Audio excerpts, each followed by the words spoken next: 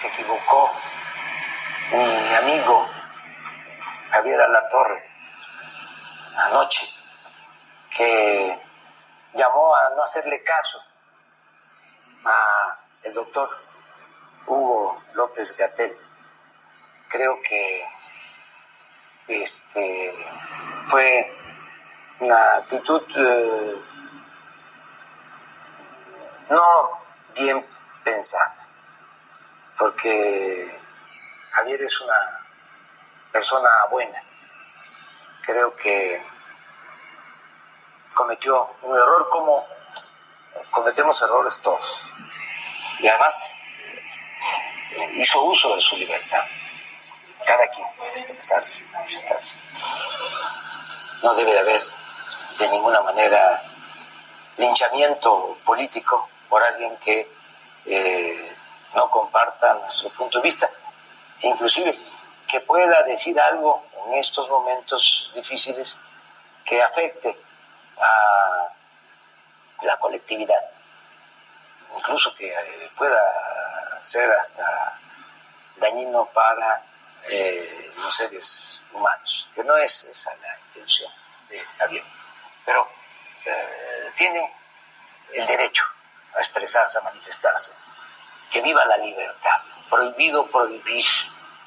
Nosotros llegamos aquí, a donde estoy, porque queremos que se respeten las libertades, que no haya autoritarismo.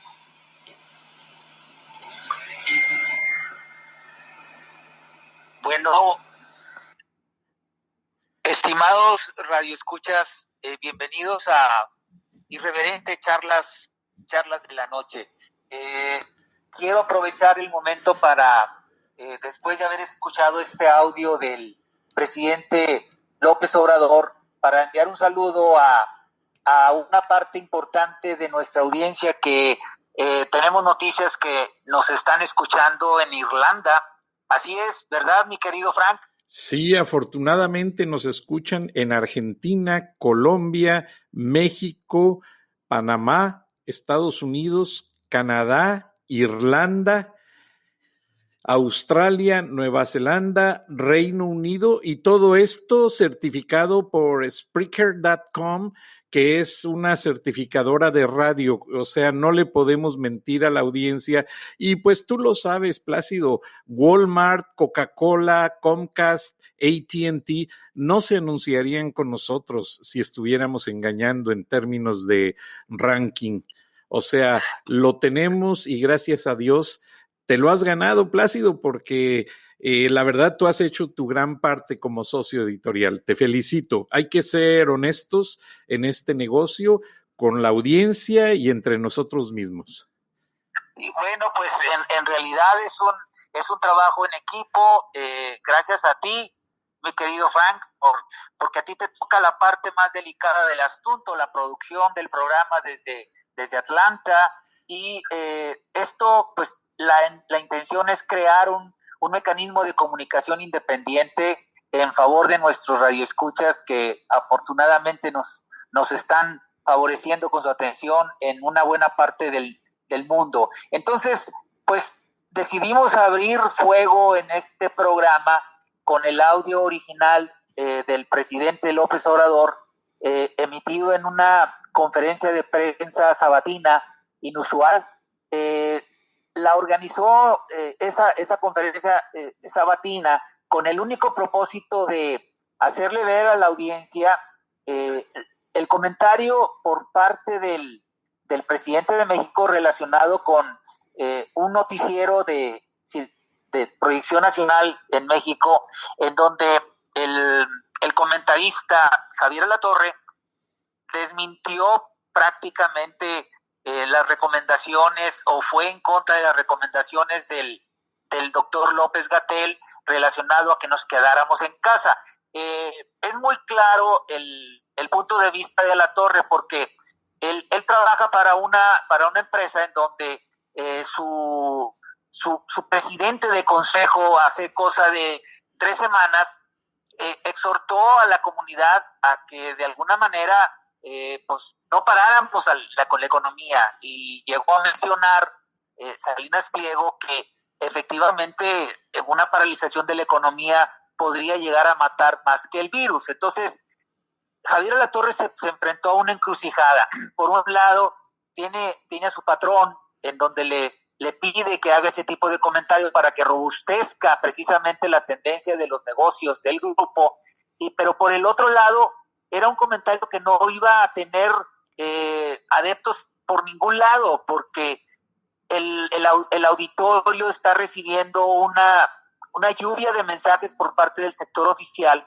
en donde nos conminan a quedarnos en la casa, y evidentemente, pues, ese comentario que salió en el noticiero, pues de alguna manera iba a tener una especie así como de rechazo por parte de la comunidad, en el sentido de que, pues, si el gobierno me está diciendo que me quede en la casa, ¿cómo me vienes a decir tú que le peguemos, verdad? Y por el otro lado iba a haber también un rechazo del sector oficial, en el sentido de que, pues, si las indicaciones son de que nos quedemos en casa, pues hay que hacerlo.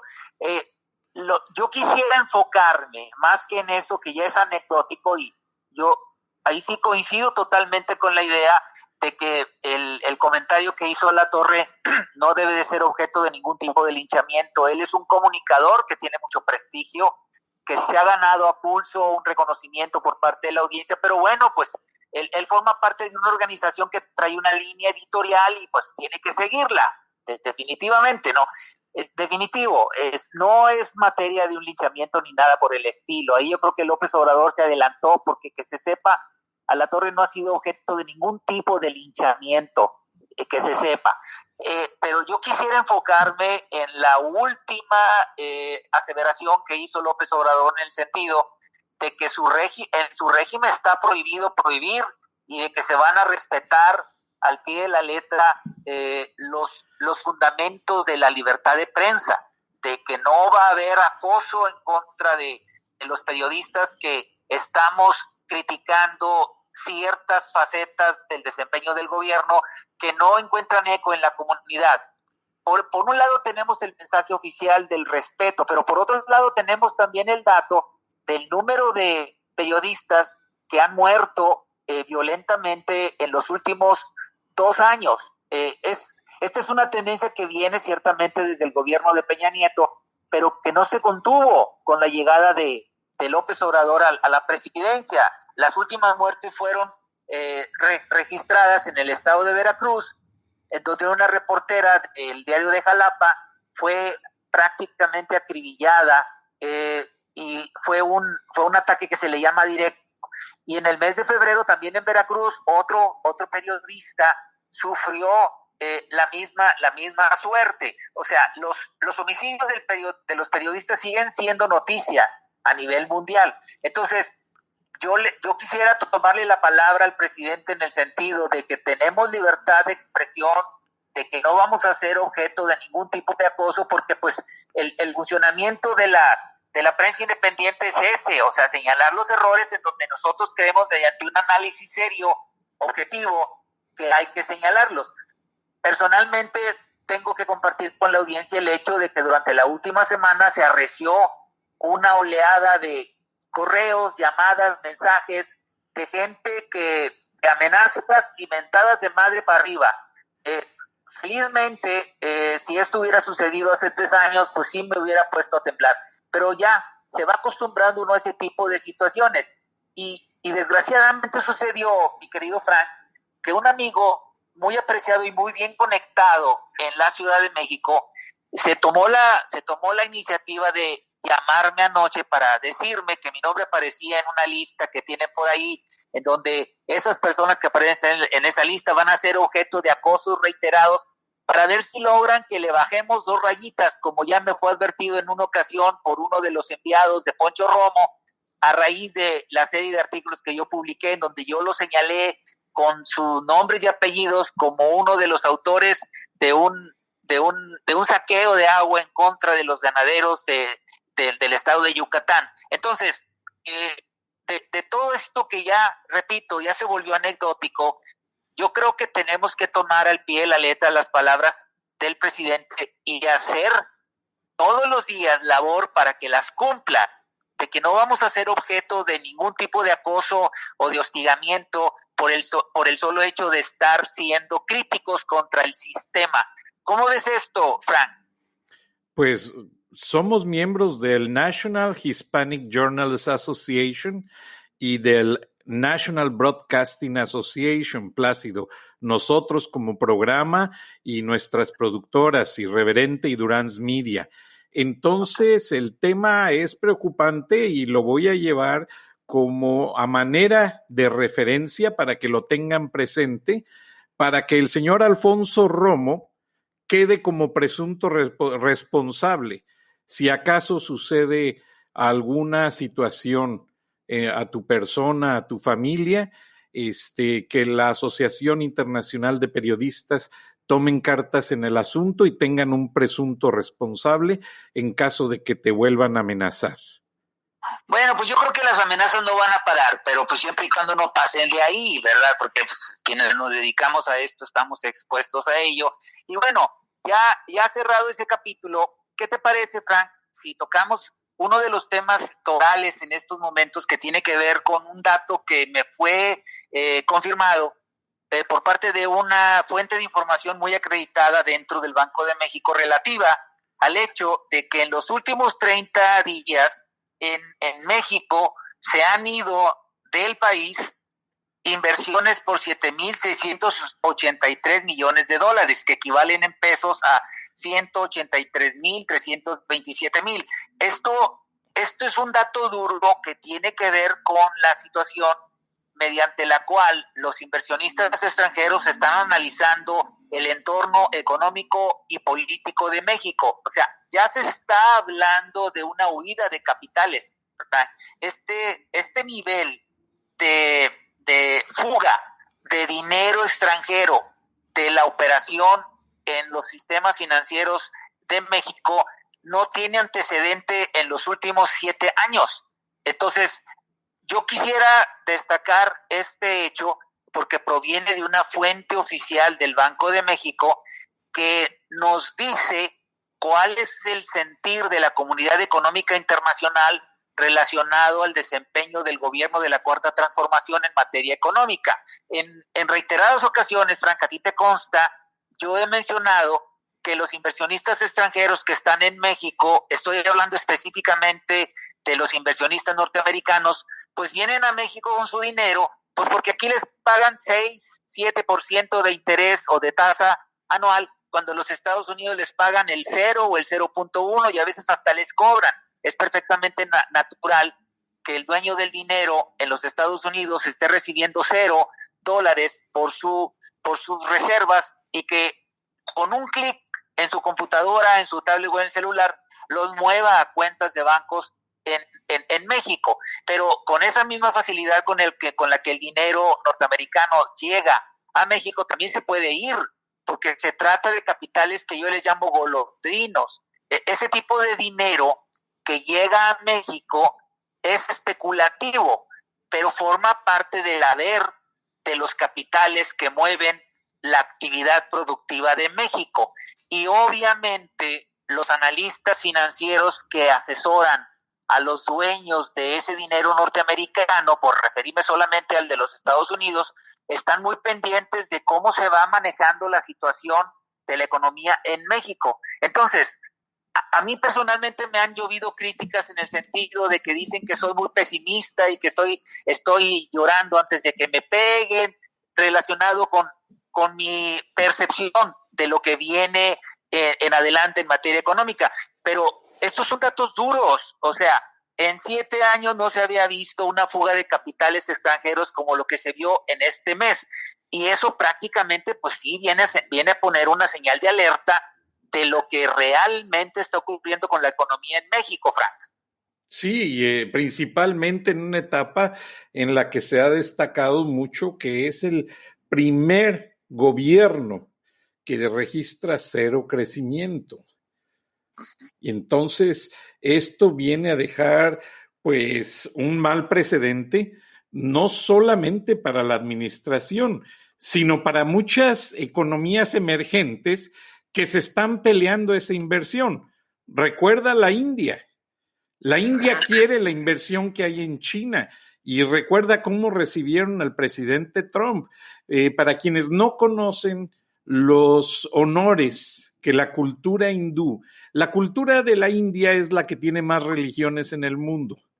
Ellos son adoradores no solamente de las vacas, sino de muchos animales, y ellos consideran que la base de sus religiones está muy endorsada con el conocimiento de todo tipo, llámese tecnología, historia, filosofía, y vean cómo Gandhi llevó toda esa filosofía al mundo occidental y logró darles una muestra a los ingleses de cómo se manejarían las cosas en lo sucesivo. Ahora la India tiene pues a su capital una de las ciudades más contaminadas del mundo porque registró un alto índice de vehículos de combustión de gasolina y no lo supieron manejar. Sin embargo, siguen teniendo un crecimiento económico muy acelerado, pese a que ellos estaban prácticamente en un rezago. Y Gandhi, abogado de profesión, los ingleses les dejaron una de las mejores universidades en la India y ellos han sabido aprovechar todo ese manejo. ¿Por qué razón? Porque con ese manejo económico ellos han sabido entrar a los Estados Unidos. Ese nivel académico que traen los hindús lo tienen muy enfocado a que los ingleses los enseñaron y ellos lo están ejecutando en los Estados Unidos. Y a mí no me extrañaría nadita que ellos empiecen a quedarse con toda esa inversión que México está desaprovechando en cierta manera. Bueno, pues sí, el mercado de las oportunidades, como le decimos nosotros. Entonces, ahí hay un indicador que nos revela cómo nos ve el mundo o cómo ve el mundo a la economía mexicana. Ahora, hay otro dato muy preocupante, mi estimado Frank, relacionado a los requerimientos por parte del gobierno de López Obrador para que todos los mexicanos cumplamos con nuestra obligación de pagar los impuestos. Como tú sabes, el día último del mes pasado se cumplió el plazo para que todas las empresas, acá se les llaman personas morales, presentáramos nuestra declaración fiscal del año 2020, o sea, 2020. Entonces, en este momento, una información que me llega directamente de nuestro corresponsal dentro del SAT nos habla de que el 77% de los causantes del tipo de persona moral no ha cumplido con sus obligaciones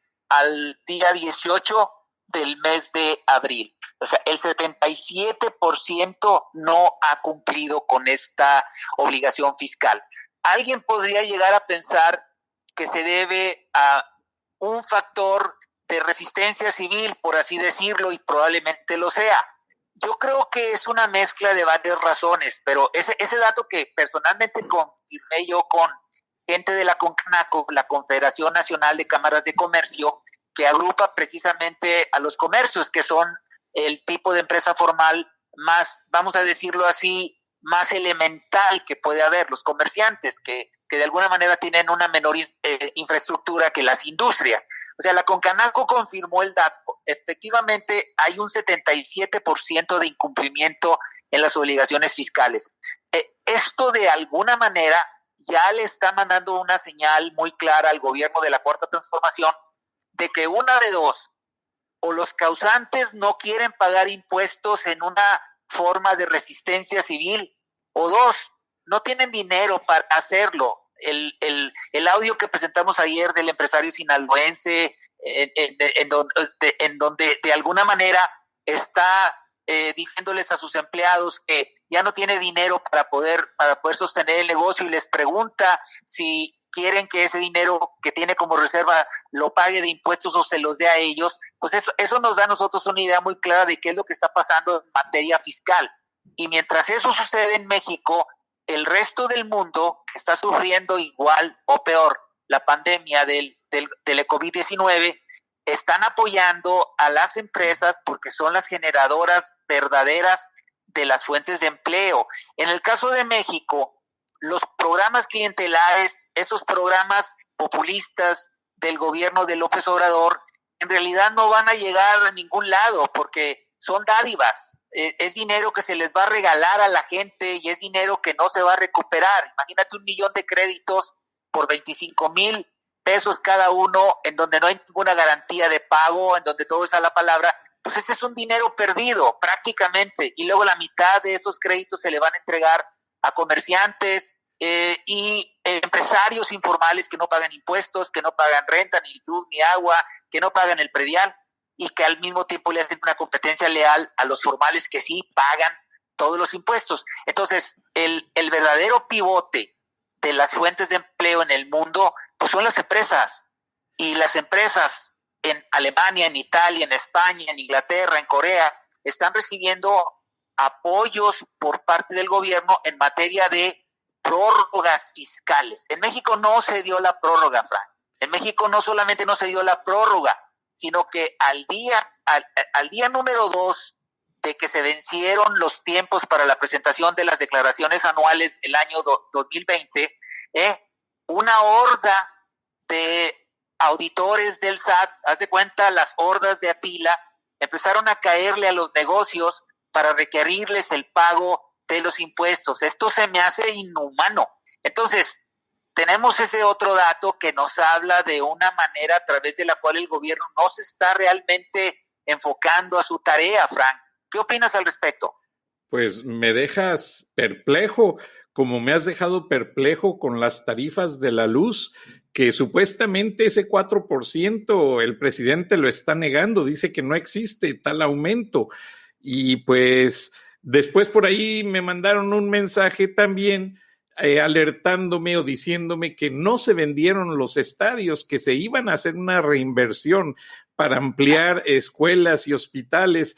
Total, que tienes mucha razón con esa serie de amagos verbales que existen en contra de los medios que pretendemos dar la realidad de las cosas. Y Plácido, había una intelectual en la campaña que hablaba mucho, que estudió en el Tecnológico de Monterrey, que la conoces perfectamente, hija de José Manuel Cloutier, que también fue candidato por Acción Nacional para presidente de la República, precisamente contendió contra, pues, si no mal recuerdo, contra Salinas de Gortari.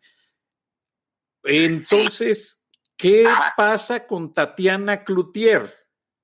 ¿Dónde está? ¿Qué se dice de ella? ¿Y por qué no ha dado la cara?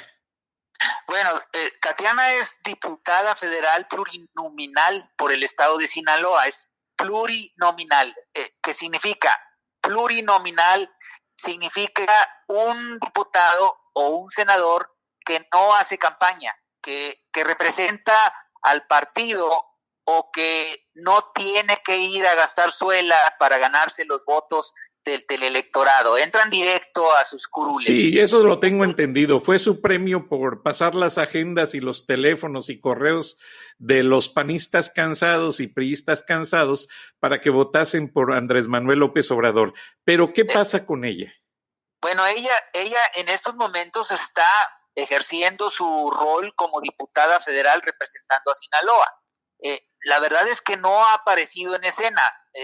Yo creo que se tiene que emitir una alerta Amber para ella, y la alerta Amber acá es de las personas desaparecidas, porque no aparece por ningún lado. Lo mismo sucede con Alfonso Romo, que es quien le mueve sus hilos, porque Poncho Romo quiere que Tatiana Cloutier sea candidata de Morena a la gubernatura de Nuevo León. Entonces, el tema es que ella está en estos momentos ocupando su lugar como diputada federal representando a Sinaloa. No se le ve de alguna manera que haya salido al quite precisamente para entrar en defensa de los consumidores. El caso de lo que mencionas de las tarifas de luz, o sea, ni ella ni ningún otro legislador lo está haciendo, Frank, contestando tu pregunta, pero respecto a ese supuesto desmentido por parte de López Obrador de que no hay tal aumento del 4%, esto es mentira, porque los mismos datos de Bartlett, el director de la CFE, lo desmienten a él. Ese es el tema, no se ponen de acuerdo, entre ellos mismos se están contradiciendo.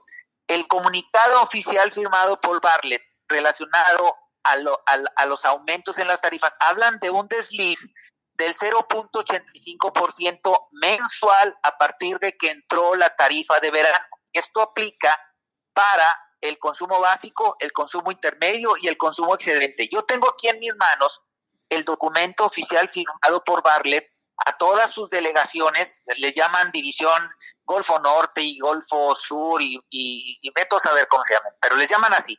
Fíjate cómo hablan de esto. El consumo básico en el 2019, la tarifa doméstica en el 2019 costaba 0.805. Ese era el valor. En el 2020 se va a 0.837. Ese es el desliz mensual. Sumados los 12 meses o sumados los meses en donde corresponde esta tarifa, tiene una variación de 3.98. El consumo intermedio tiene una variación de 4.12, hacia arriba todos. Y el consumo excedente, que es el de los grandes consumidores, tiene una variación del 4.08%. O sea, todas están frisando el 4%.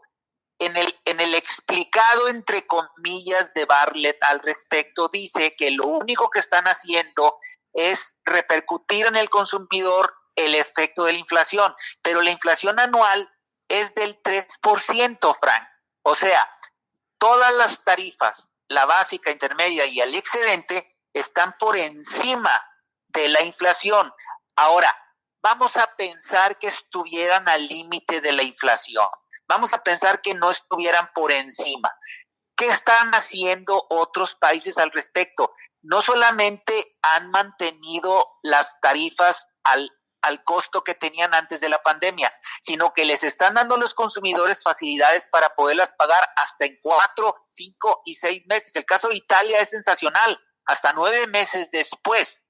O sea, en el caso de México nos están aplicando la vara, no nos dejan prorrogar el pago de los impuestos, no hay apoyos abiertos y en serio apoyos contundentes a las empresas que son las fuentes de empleo. Y tercero, no están ayudando al consumidor, al industrial, al comercial y al doméstico con las tarifas de luz. O sea, los servicios del agua vienen igual y el servicio de gas, que aquí en México está monopolizado por una empresa española que se llama Gas Natural y que luego cambió el nombre para llamarse Naturgy, estos tipos se siguen disparando o se siguen despachando con la cuchara grande. O sea, el consumidor mexicano está expuesto a un gobierno insensible que no solamente no ayuda, sino que le está poniendo piedritas en el camino. O sea, no hay forma de que se explique una actitud tan aberrante como esta, Frank. Qué lástima, Plácido. Un minuto, Plácido. ¿A dónde va López Obrador con tanto zigzagueo de sus políticas que no se ve algo definido? Bueno, pues la percepción que yo recojo de numerosas opiniones que estoy monitoreando en el sector empresarial, social, en el cívico, en el ciudadano y en el político y hasta en el gubernamental, es que no hay brújula, de que realmente la nave está siendo conducida por un piloto que no le sabe, y lo peor del caso es que no se deja ayudar. Aquí entra en acción el necesario contrapeso que debe existir cuando hay un poder político tan concentrado en una sola persona, y esa es la iniciativa privada. A mi juicio, la iniciativa privada en México se está quedando muy corta porque siguen defendiendo sus cotos particulares. Ya llegó el momento de que la iniciativa privada mexicana levante la mano y quiera participar abiertamente en política, porque todo lo que ocurre alrededor de los negocios, mi querido Frank, tiene que ver con la política. Esa es mi percepción. Sí, o sea, la mañanera es la que rige la retórica diaria de los mexicanos. Esa es la triste realidad. Qué lástima, Plácido. Te agradezco tu contribución editorial, socio editorial Plácido Garza, analista empresarial. Muchas gracias, buenas noches, nos escuchamos mañana. Hasta entonces.